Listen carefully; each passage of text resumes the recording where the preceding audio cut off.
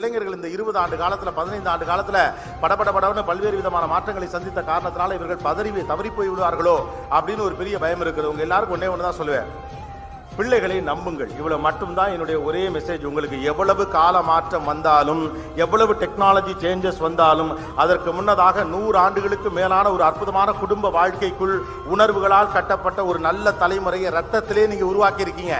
இந்த பிள்ளைகளை எந்த டெக்னாலஜி பெருசா தப்பா இழுத்துட்டு போயிடாது. You don't worry about that. அதை விட உங்கள் குடும்பமும் அன்பும் பெருசு. அதனால இந்த டெக்னாலஜி பிள்ளைகளை பெருசா இழுத்துட்டு போயிடாது. ப்ரொவைடட் ஒரு சின்ன கண்டிஷன்ஸ் அப்ளை இருக்குது.